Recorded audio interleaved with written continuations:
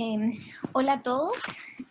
La clase que nos toca hoy día es de medicamentos de uso en el recién nacido. Vamos a hablar principalmente en esta clase es de medicamentos cardiovasculares, de medicamentos sedantes, algunos de uso en enfermedades neurológicas y algunos otros medicamentos frecuentes que usamos también. Ya, si tienen preguntas y conclusiones me pueden escribir a mi correo. Bueno, a modo de introducción, el uso de medicamentos es de uso diario en neonatología. Es, por lo general, el 100% de los recién nacidos está con algún tipo de medicamento, aunque sea un suero, ¿ya? O una solución glucosada. Eso ya es un medicamento. Sabemos que salvan vidas, pero es muy importante conocer la dosis, el tipo de medicamento que estamos administrando, para qué sirven y, sobre todo, como lo subraya acá, los efectos adversos que estos pueden tener. Esto es lo principal que nosotros tenemos que conocer, ¿ya? Porque podemos matar a un niño con un medicamento, con una sobredosis, etc. Entonces, como les decía en la introducción, el primer gran grupo de medicamentos que vamos a ver son los cardiovasculares, ya sobre todo las drogas vasoactivas, entre ellos la adrenalina. Esta droga vasoactiva es de frecuente uso, sobre todo en reanimación. Ya se usa principalmente para las bradicardias y para la reanimación. Puede ser usado vía endovenosa, y si es que no tenemos una vía endovenosa, como por ejemplo cuando un recién nacido nace deprimido, podemos usarlo vía tubo endotraqueal hasta que coloquemos una vía endovenosa. ¿Ya? La dosis va de 0,01 a 0,03 miligramos por kilo dosis. Estas se pueden ir repitiendo cada 2 minutos más o menos en una reanimación. ¿Ya? Y cuando lo usamos en una infusión continua, por ejemplo, lo usamos principalmente para el shock. Y dependiendo del efecto predominante que tenga, es cuánta dosis le vamos a dar. Por ejemplo, si queremos que tenga un efecto predominantemente beta, como es inotropo o cronótropo, vamos a usar dosis de 0,05 hasta 0,1 gamas kilo minuto. ¿Ya? Y si queremos que tenga un efecto predominantemente alfa, o sea, vasoconstrictor, vamos a usar dosis de 0,2 hasta 1 gamma kilo minuto.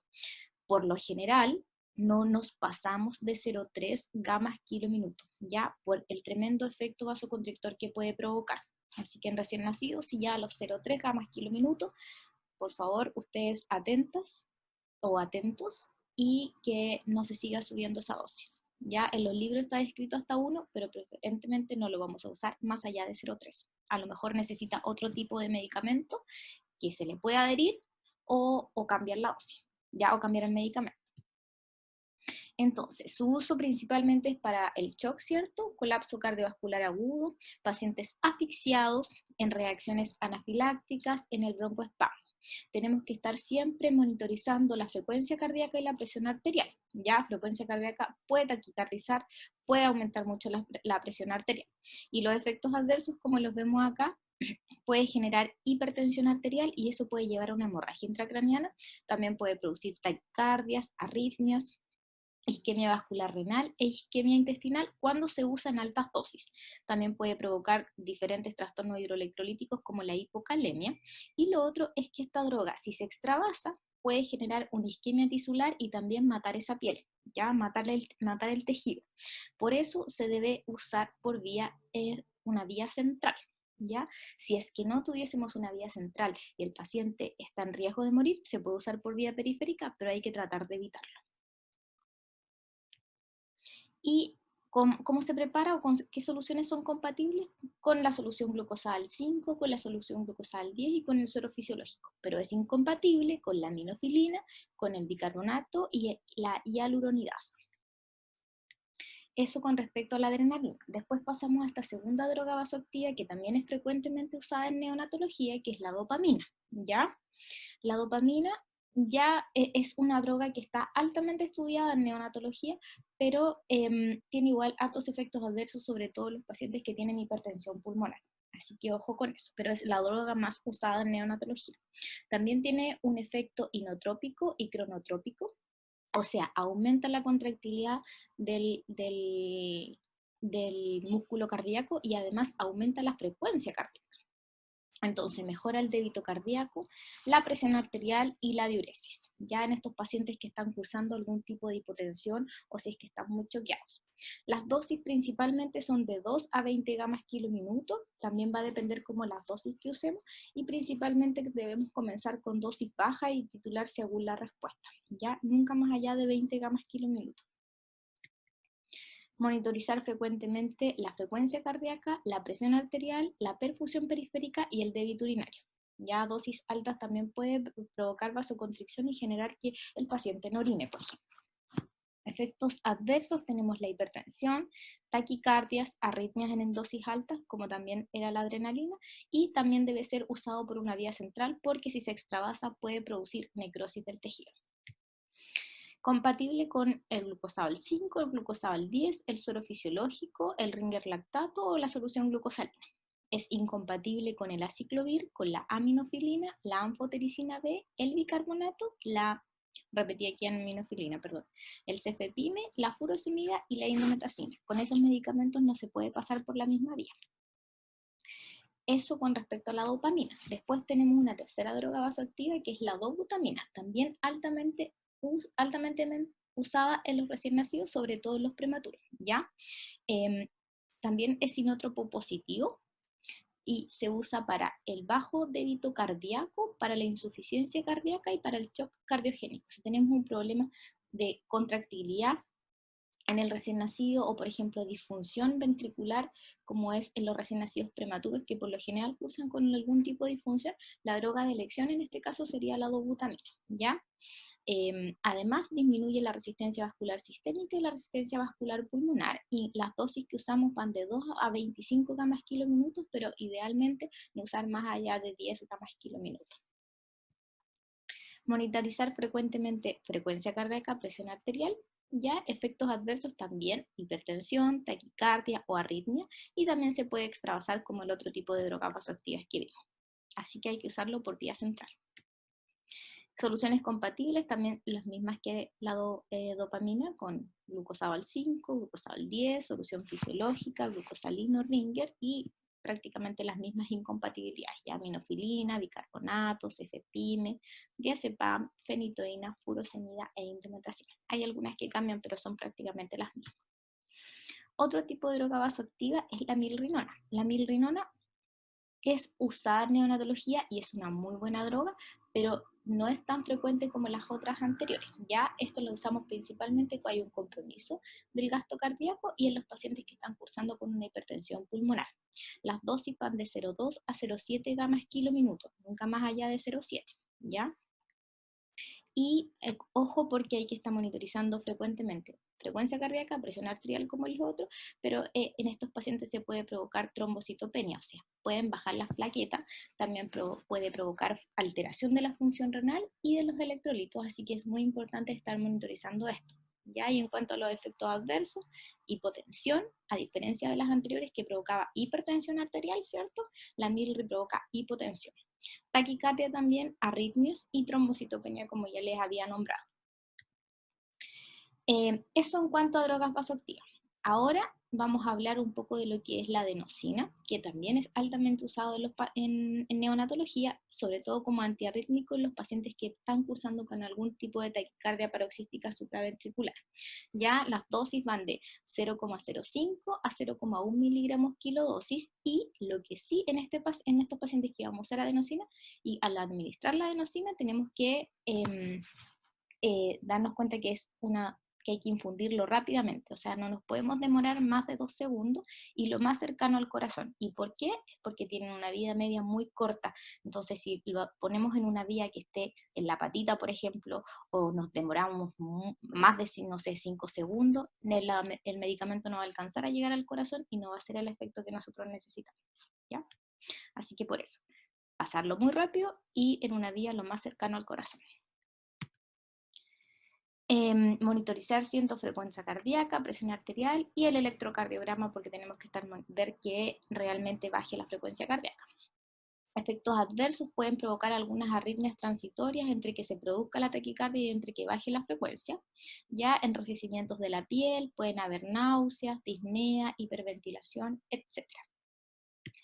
y es compatible con la solución glucosada 5 y el suero fisiológico. Por lo general, cuando ustedes le van a administrar adenosina, porque nosotros como médicos la indicamos, pero ustedes la administran, acuérdense que tiene que ser una vía cercana al corazón y lo más rápido posible. O sea, ustedes inyectan la adenosina y después le tienen que pasar un bolo de solución fisiológica para que pueda arrastrar y se vaya muy rápidamente la adenosina al corazón.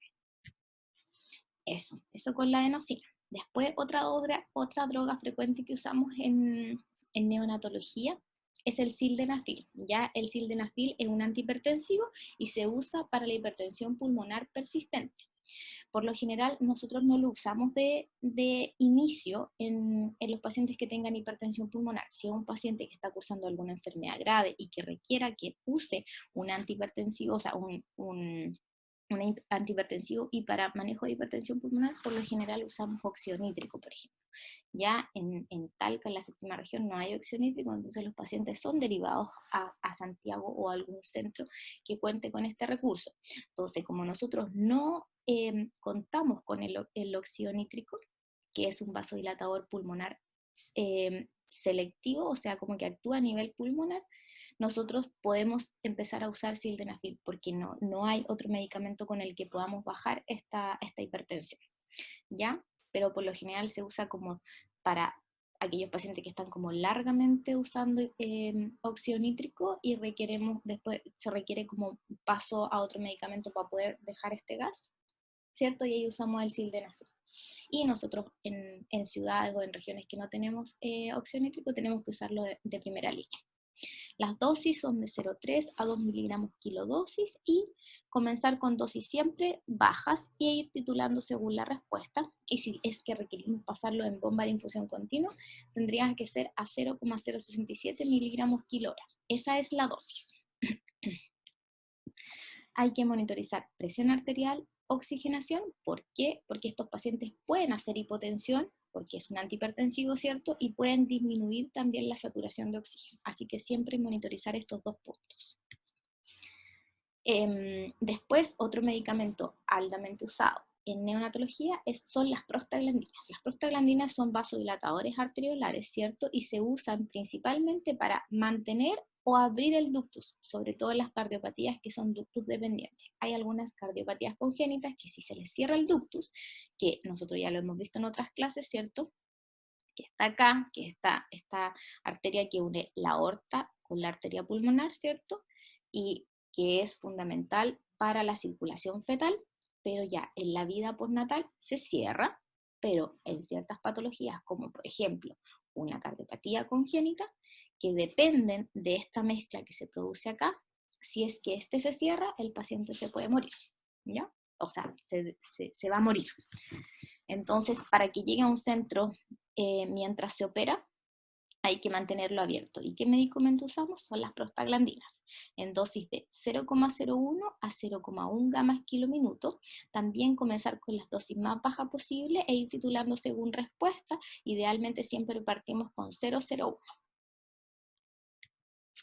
Monitorizar, ¿cierto?, el estado hemodinámico del paciente, respiratorio, una saturación oxígeno continua, ¿ya? ¿Qué efectos adversos puede tener? Comúnmente apneas o que haga algún tipo de reacción alérgica, bradicardia, hipotensión, ¿ya? En algunas partes también se describe como aumento de la temperatura, fiebre, que pudiesen estar relacionadas a las prostaglandinas. Ya también puede haber taquicardia, arritmias, edema, hipoventilación, broncoespasmo, convulsiones, irritabilidad, letargia, anuria o hemorragias, ya que inhibe la agregación plaquetaria y puede generar también una coagulación intravascular diseminada. Esos son todos los efectos que se describen en las prostaglandinas, pero los más comunes son los que les puse acá, principalmente las apneas. Entonces, si vamos subiendo las dosis, probablemente ese paciente vamos a tener que intubarlo porque va a empezar a hacer muchas apneas. ¿Y con qué es compatible? Con la solución glucosal 5, con el suero fisiológico. ¿Ya? Eso con las prostaglandinas. Después les dije que eran hartos medicamentos, son varios, así que por eso se los fui poniendo como bien ordenadito, qué es, para qué se usan, las dosis y los efectos adversos, ¿ya? Que son como las principales cosas que me importan que ustedes sepan. Entonces, la furosemida es un diurético, ¿cierto? ¿Y para qué lo usamos? En insuficiencia cardíaca congestiva, cuando los pacientes están muy edematosos y tengan mucha retención hídrica, para los pacientes hipertensos, en pacientes que tengan, por ejemplo, un ductus arterioso persistente que esté dando alguna complicación, como por ejemplo un hiperflujo pulmonar, en que el pulmón se está generando edema a nivel pulmonar y se está como encharcando, que lo podemos decir como de manera coloquial, ¿cierto? Y también en los pacientes displásicos, que también tienden a retener un poco más líquidos a nivel pulmonar. Las dosis... Dosis van de 0,5 miligramos a 1 miligramo por kilo dosis y se puede dar de manera intramuscular, vía oral, endovenosa, etc. Con una dosis máxima de 2 miligramos por kilo dosis. ¿Ya? Y en bomba de infusión continua, por lo general partimos con 0,1 miligramo kilo hora, que hasta 1 miligramo kilo hora. Esa es la dosis máxima. Ahí me quedó el monito acá, pero es 1. Monitorizar frecuentemente el balance hídrico, ¿cierto? Porque se puede perder mucho líquido, se puede generar un desbalance hidroelectrolítico y metabólico también, y efectos adversos podemos encontrar alteraciones hidroelectrolíticas y generar hipocalemia, hiperuricemia, alcalosis hipoclorémica, el paciente se nos puede deshidratar con tanto líquido que está perdiendo, puede generar ototoxicidad, hipercalciuria, nefrocalcinosis y osteopenia. Así que ojo cuando tenemos que estar atentos a pacientes que están como mucho tiempo con furosemia. ¿Con qué es compatible? Aquí ya no es compatible con el glucosado, ¿cierto? Y se debe dar en solución fisiológica o en agua bidestilada, y también es incompatible con algunos medicamentos como drogas vasoactivas, dopamina, dobutamina, milri, el midazolam, becuronio, eritro, fluconazol, gentamicina e hidralacina. Aquí hay como varias incompatibilidades, pero yo les puse principalmente las que usamos en neonatología, ¿ya? Eso con la furosemida. Después tenemos la albúmina, que también es altamente usada en neonatología y lo usamos como expansor de volumen, ya cuando el paciente está muy hipovolémico, en un shock refractario, en una reanimación que no responde a drogas vasoactivas, etc. ¿Ya? Y aquí las dosis van de 0,5 a 1 gramo kilo dosis, y esto se tiene que pasar lento. Obviamente en un paciente que estemos reanimando lo podemos pasar más rápido, pero si no, idealmente lo más lento posible. Monitorizar el estado hemodinámico, ¿cierto? Frecuencia cardíaca, presión arterial y, si es posible, una presión venosa central.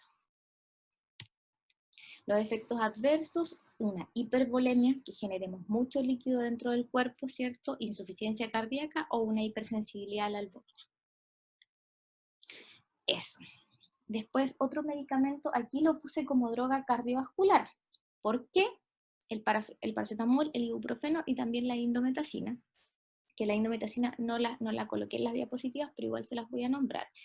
El paracetamol es un analgésico y un antiinflamatorio, pero ¿para qué lo usamos? Y se usa actualmente para poder cerrar el ductus. En pacientes, por ejemplo, prematuros, en que persisten con su ductus abierto y que ya el ductus empieza a dar más complicaciones que beneficios. Por ejemplo, empieza a generar mucho líquido hacia el pulmón y se roba como el líquido sistémico, ¿cierto? El flujo sanguíneo sistémico, y se lo manda al pulmón. Puede generar edema pulmonar y puede generar, por ejemplo, robo a nivel sistémico, como robo a nivel cerebral, como robo a nivel intestinal, y se genera una isquemia intestinal y eso puede llevar a enterocolitis, ¿ya? Las dosis son 15 miligramos por kilo dosis cada 6 horas, endovenoso o vía oral. Si el paciente está recibiendo alimentación oral y es bien tolerado, se puede dar vía oral. En cuanto a los efectos adversos que encontramos, principalmente tenemos que medir la función hepática, porque puede provocar en dosis altas una falla hepática, ¿ya? Pero las ventajas que tiene con respecto a otros antiinflamatorios como el ibuprofeno es que no genera hiperbilis severa, falla renal, oliguria y trombocitopenia. Por lo menos esos efectos adversos no se han encontrado. Y lo otro es que no se ha encontrado asociación con perforación intestinal, que está descrito principalmente en los pacientes que tienen o que recibieron indometacina para el cierre del ductus. Otro medicamento para cierre del ductus es el ibuprofeno, que también es un analgésico antiinflamatorio, ¿cierto? Pero lo usamos para esto. Las dosis van de 10, o sea, las dosis son 10 miligramos por kilodosis una vez al día, endovenoso o vía oral. Por lo general usamos vía oral cuando el paciente ya está tolerando la alimentación, porque el endovenoso es muy caro y no se encuentra en muchos centros. Y luego 5 miligramos cada 24 horas por 2 dosis. Y tampoco hay muchas diferencias entre que sea endovenoso y que sea oral, solo que el endovenoso puede ser un poquito más protector. Hay que monitorizar siempre balance hídrico, función renal, débito urinario, electrolitos, plaquetas y observar si es que se presenta como algún tipo de sangrado. ¿Ya? ¿Por qué? Sangrado porque disminuye la agregación plaquetaria. Otros efectos adversos son la oliguria, la falla renal, ¿cierto? Hiponatremia, hipercalemia e hipoglicemia. Así que siempre monitorizar estos factores. El otro medicamento que no lo coloqué acá es la indometacina. También es un antiinflamatorio para el cierre del ducto. Por lo general, nosotros en el hospital de Talca no lo usamos, pero en otros hospitales sí se usa mucho, porque la indometacina es uno de los medicamentos que está probado para el cierre del ducto. Pero, ojo que tiene muchos efectos adversos. Uno de esos es la falla renal, alteraciones de la coagulación, y que puede generar perforación intestinal o enterocolitis y perforación intestinal. Así que eso, ojo con la indometacina. Eso es como hablar del primer gran grupo de medicamentos. Después tenemos los medicamentos que vamos a usar neurológicos y sedantes. Ya los primeros, como sedante, usamos el fentanil, altamente usado en neonatología. Es sedante, es analgésico y también se usa como anestésico. Ya las dosis depende para lo que lo queramos usar. Si queremos sedación y analgesia, las dosis van de 1 a 4 gamas kilodosis. Y si queremos darle una dosis anestésica, van de 50, o sea, de 5 a 50 gamas kilodosis, ¿ya? Y si queremos darlo en infusión continua, 1 a 5 gamas kilo hora, pero ojo que podemos usarlo hasta 10 en pacientes que ya generan algún tipo de resistencia. ¿Por qué? Porque estos medicamentos tienden a generar resistencia, entonces los pacientes van requiriendo más dosis, porque si no después ya no le hace ningún tipo de efecto. Son pacientes que están extremadamente graves y sedados por mucho tiempo.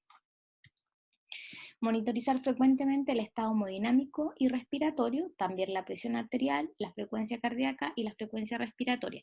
¿Por qué? Porque puede tener diferentes efectos adversos y uno de esos es la depresión respiratoria.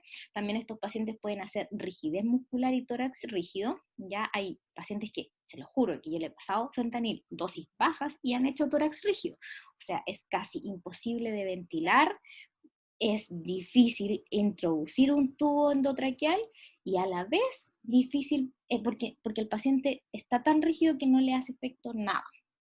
Hay que esperar hasta que se le pase un poco el efecto. Porque por más que uno ventile, el paciente no sube la ventilación.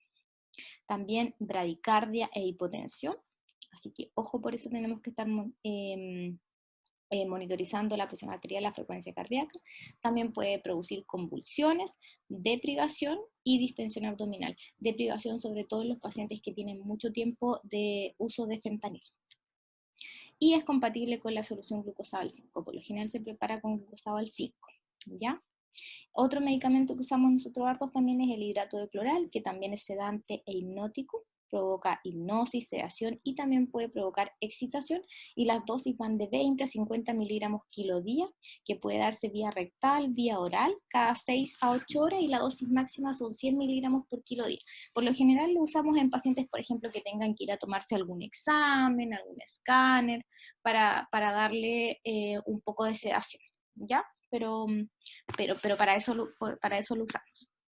Y hay otros sedantes también como son el midazolam, el lorazepam, que no los describí acá porque no es tan frecuente que nosotros lo usemos en la neo.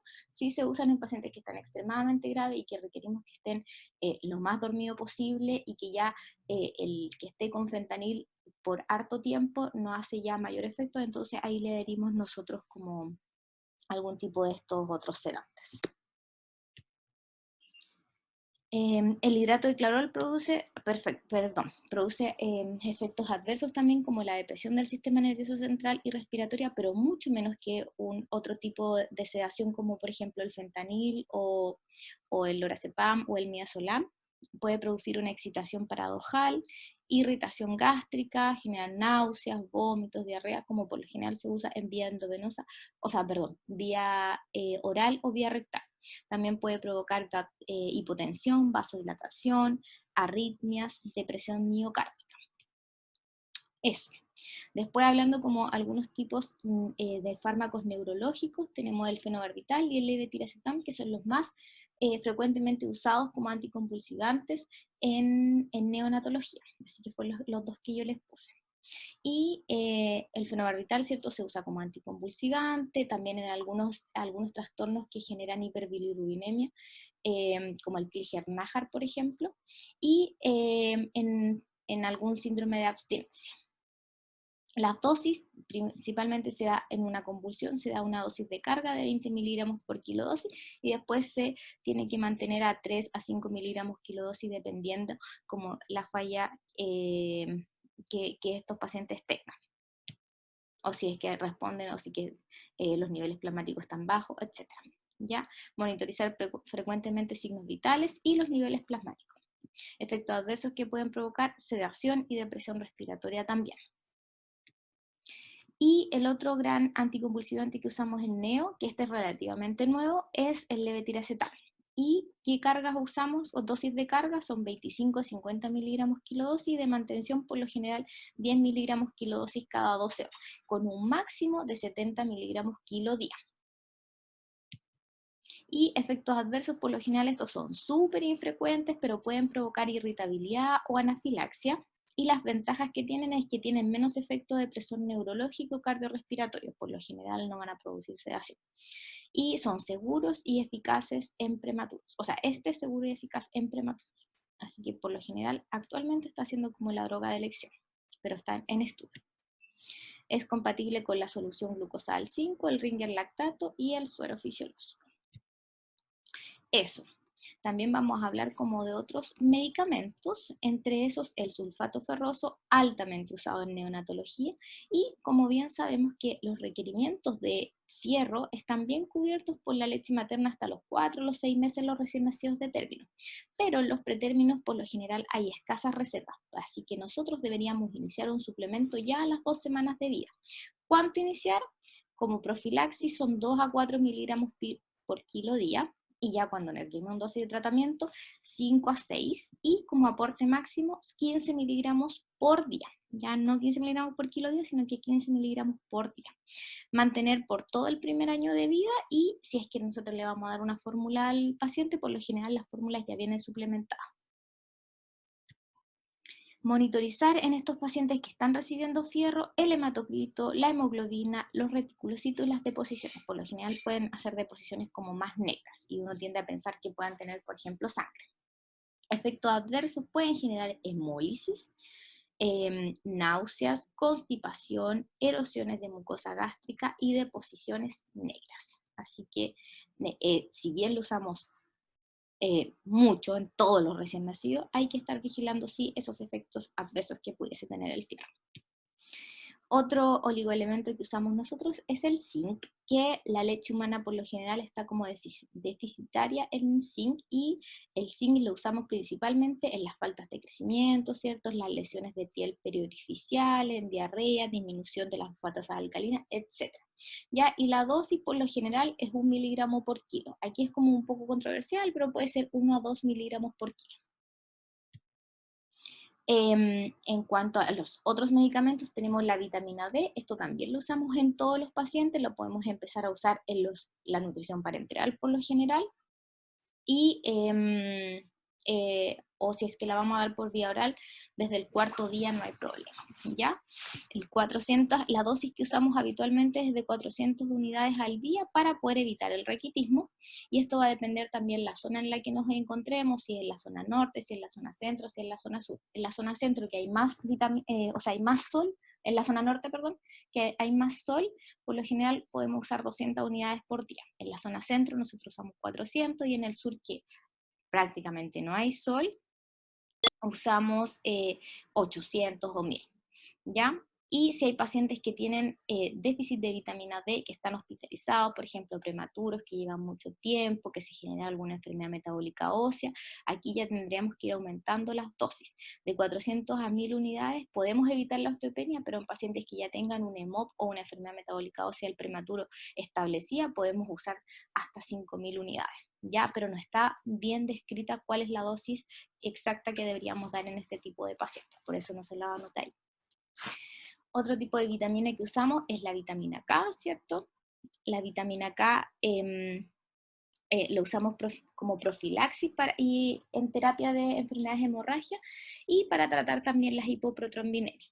A todos los recién nacidos cuando nacen se le da como profilaxis. A los prematuros 0,5 miligramos intramusculares, también se puede dar endovenoso si es que se va a hospitalizar. ¿Para qué la vamos a pinchar intramuscular? Preferimos pasársela vía endovenoso. Y a los pacientes recién nacidos de término, 1 miligramo intramuscular. Ya, también si se hospitaliza se coloca endovenoso para evitar otro pinchazo. Y en las dosis de tratamiento aquí igual es un poco controversial, pero por lo general son como 0,3 miligramos por kilo día. Hay algunos que describen hasta 1 miligramo por kilo día, por 3 días, etcétera, dependiendo siempre como de las pruebas de coagulación que tengamos. Monitorizar tiempo de protrombina, ¿cierto? Pruebas de coagulación, sangrados y qué efectos adversos podemos tener.